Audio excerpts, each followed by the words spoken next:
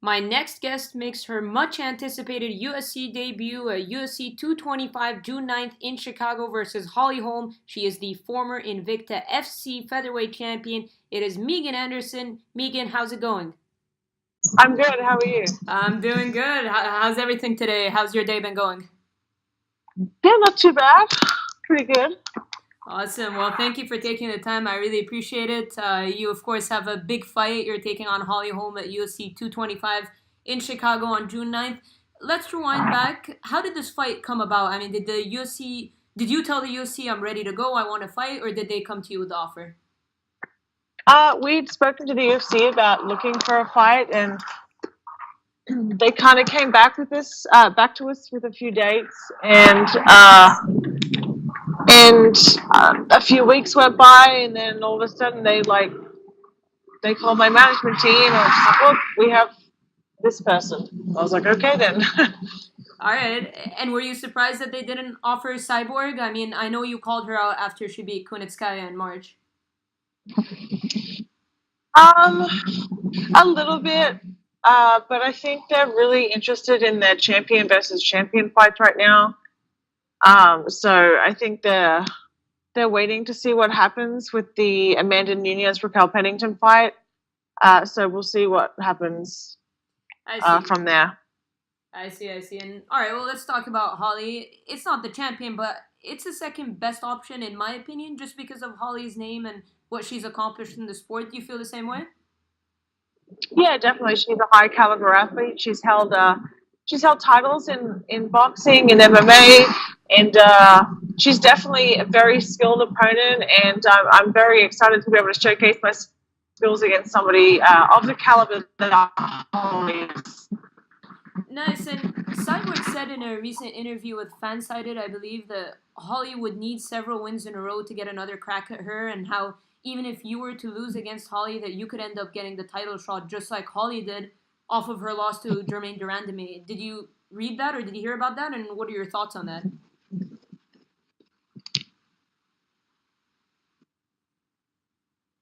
I didn't read that. I didn't, I don't really, I don't really pay attention to something out of my control. So all I can control is my performance in June 9th and working as hard as I can to get my hand raised. And that's all that really matters, I guess. All right, yeah, and I know Holly's 1-4 in her last five. A lot of high level competition and title fights. But how do you look at Holly? Do you ignore the fact that she hasn't been doing so well recently, and look at the fact that she's a former champion? Um, I don't really pay attention. She do well, that kind of stuff, and that's all that we don't really pay attention. It doesn't really matter if she lost or won because we're fighting her the same way. I guess it doesn't really. I don't really care about Holly's wins or losses. Like it doesn't really matter. At the end of the day, um, when we break her down, we're breaking down how she does in fights. Her, what she does well, what I do well that is going to work against her, and it doesn't really matter if she wins or losses because we're still going to be fighting her the same way anyway. So I don't really, it doesn't really bother us.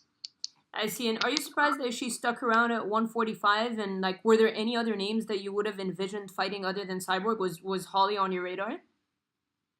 Um, no, I'm not really surprised. After her last fight with Chris, I think it was her management team that came out saying that she was interested. She wanted to stay at 145 pounds, and she was looking to get back into fighting in the cage May or June. So, like, I knew she was going to, you never know what could happen, but I had an idea that she wanted to stay around, but, it didn't really bother me. I guess if it wasn't Chris, there's a few girls, like I know Kat Zingano was looked at coming up to 145. There's Jermaine Durandamy. There's Leah Letson, who has previously fought at 145. So there's a few girls that I wouldn't have, it doesn't really bother me. I see. And how do you see this fight playing out with Holly? I mean, how would you break down her skill set? She's very active. She's got a lot of movement. And I think it's interesting to see how they're going to adjust the size and the reach. Holly hasn't fought someone who is as tall or as long as I am and who uses that range. So I think it's we're going to be prepared for everything. We know my skill set, what I'm good at, and we're working on those things. And I'm just excited to showcase that on June 9th. Cool. And what are your training camps usually like for you? I mean, you train at Glory MMA, of course, and you mentioned in the MMA area that you only train with guys. So do you have a certain way you go about camps, or does it depend on the opponent?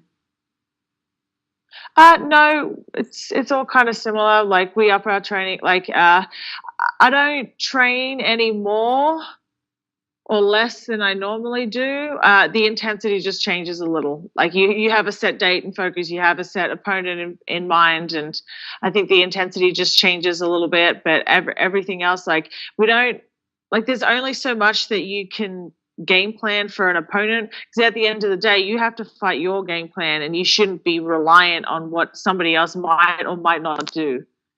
So we're just focused on what I'm good at, on working our complete game, and we're fine tuning everything in the next couple of weeks. Cool. And you haven't competed, of course, since January of 2017. I mean, how do you ensure that you don't suffer from ring rust or anything like that? Because I know you've had years where you've had 4 fights, and then you had a year before that as 1 fight. So how do you go about making sure you don't suffer from ring rust or anything like that? I think ring rust is a mindset. Mm-hmm. Look at Dominic Cruz. He come back and won the title in his very first fight. Yeah. It's ring rust is a mindset, and I have an amazing knowledge of top level athletes here. I train under James Krause, who is a UFC vet. I train under Zach Cummings. One of my good training partners is Tim Elliott, even though he's in Las Vegas now. I have a lot of knowledge there of guys who have had, almost 10 fights in the UFC. So if I am, like, every fight, everyone gets nervous, no matter whether it's in front of 500 people, 5,000 or 50,000. At the end of the day, no matter who is watching, it's still you and one other person in that cage, and everybody else doesn't matter. They can't help either of you in that cage. So it's, for me, it's, I've always dealt well under pressure, and I put a lot of I have high expectations of myself, and I've always found that I've done well in that regard, and pressure builds diamonds, and this is a perfect opportunity to display everything that I'm capable of. Absolutely. And it's part of you looking at the positive in the sense with this fight that maybe it's good to have 1 fight before a title fight, a 3-rounder, not a 5-round fight? It doesn't really bother me. We would have been prepared either way. It's not a big deal. Okay, awesome. And you're taking on Holly in a big fight. Great card. I mean, UFC 225 is stacked. First of all, do you have any idea where your fight will be on the card? I'm not too sure. I think it could be on the main card, which I think is, I'm really excited about. Not a lot of people get to main event. Debut on a main card of such an amazing card. And I know that's because of Holly and her star power and, what she kind of brings. I'm just thankful for this opportunity, and I'm grateful to be able to enjoy this ride and finally get there. Definitely, because we've all been anticipating your debut, of course. So is it extra special that you get to do it against someone like Holly and on probably arguably the most anticipated card of the year so far? Yeah, definitely. I'm very excited. Holly has she has a great name, and definitely, I guess people are going to be tuning in. Arguably, I feel like a lot of people, apart from like Ronda, like a lot of people know Holly Holm.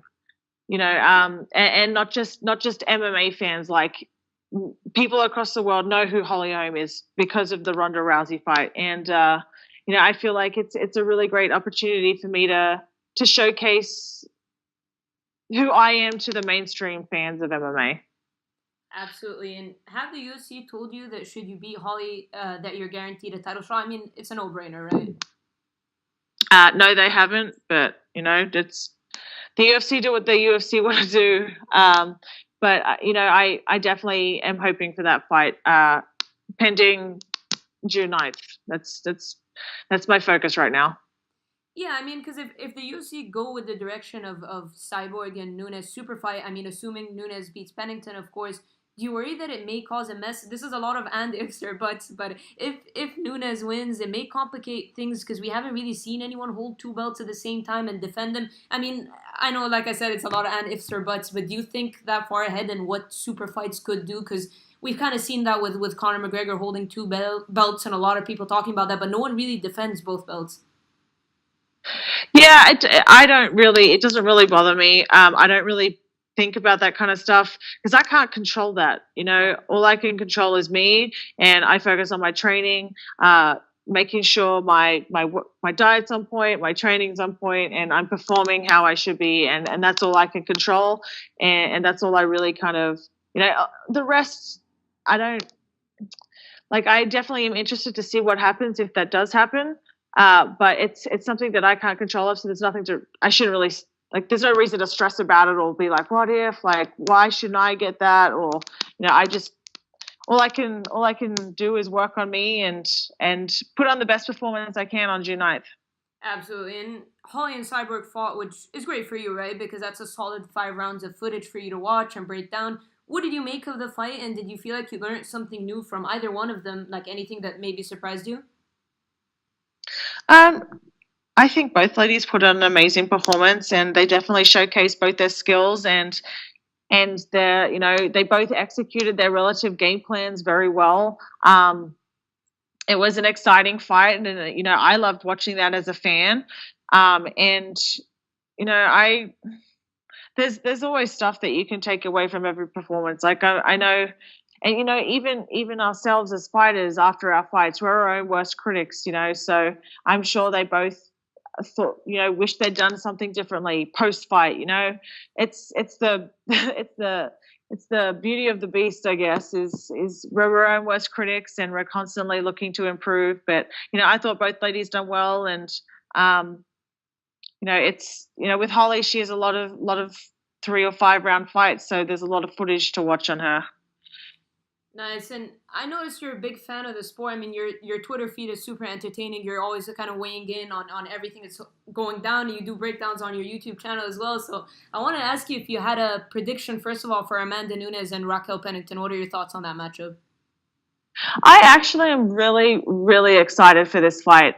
I think Raquel Pennington is going to be one of the biggest tests for Amanda Nunes. Like, she's tough. She has solid striking. She's got a good overall game. She's well-rounded, and like, she just doesn't go away. She's tough and durable, and she has the cardio. And I'm really excited to watch this fight. Um, I don't know who I'm going to go with yet. I think if anyone can beat Amanda, it'll be Raquel. But I think like Amanda, like, I don't know. I think her mentality is just a little different. She's got that championship mindset. Like, she will do anything to to defend her belt, and I think that will get her over the line. Nice. And on your card, there's obviously a fellow Aussie of yours, Robert Whittaker, who's taking on Yoel Romero in a rematch. How do you see that fight playing out?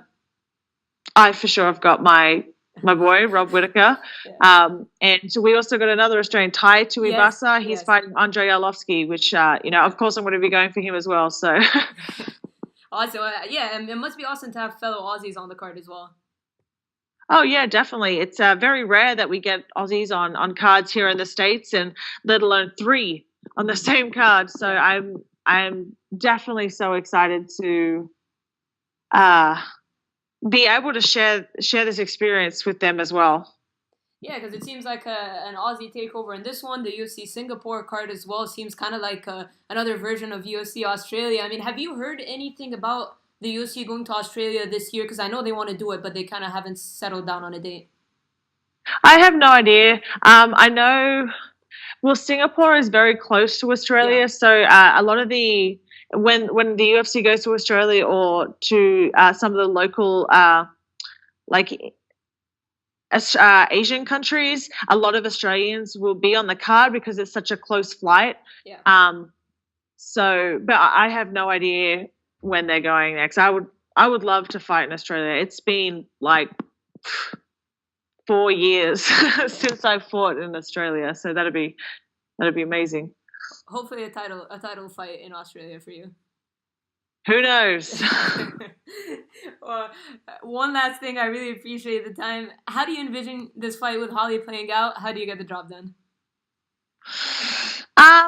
It's hard, like, you know, it's hard to predict how a fight will go, because at the end of the day, like, anything can happen in that cage. All I know is that, you know, me and my team, we're training hard for this fight. We're serious about this fight, and we're gonna do anything we can to get our hand raised. Whether that means it takes 5 minutes, 10 minutes, or 15 minutes, we're preparing for that. Awesome. Megan, thank you so much for your time. I really appreciate it. Much anticipating your debut. I'm sure everybody else is. It's going to be a great fight against Holly Holm. Goes down June 9th, UFC Chicago. Thank you so much for your time again, and best of luck. No problem. Thank you.